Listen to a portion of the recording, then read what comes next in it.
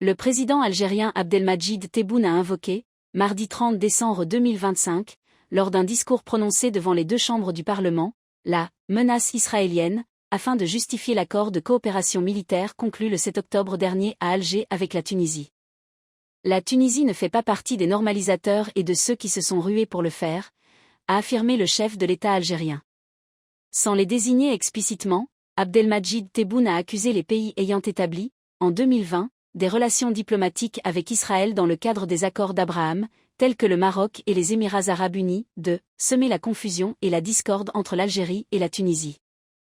Certains veulent démanteler le lien fraternel entre l'Algérie et la Tunisie, pensant que cela faciliterait sa mise à mal, a-t-il soutenu.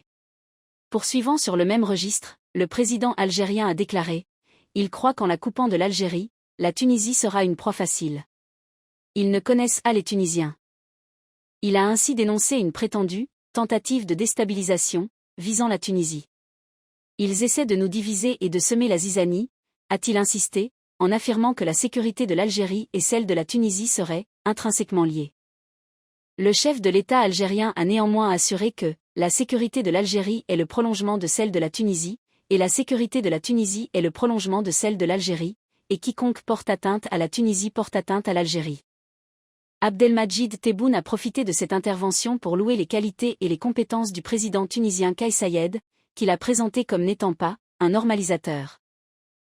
Il y a quelques semaines, des médias proches de l'opposition tunisienne avaient révélé l'existence de clauses confidentielles contenues dans l'accord de coopération militaire signé le 7 octobre dernier à Alger. Les extraits rendus publics établissent, sans ambiguïté, que le pays berceau du printemps arabe est désormais placé sous la tutelle directe du régime algérien. Un nouveau protectorat qui n'est pas sans rappeler celui instauré le 12 mai 1881, lorsque Sadoc Bey jouait le rôle de chef d'État de façade, tandis que l'essentiel des leviers du pouvoir était exercé par les résidents généraux français, au premier rang desquels figurait Théodore Roustan. Aujourd'hui, l'histoire semble se répéter.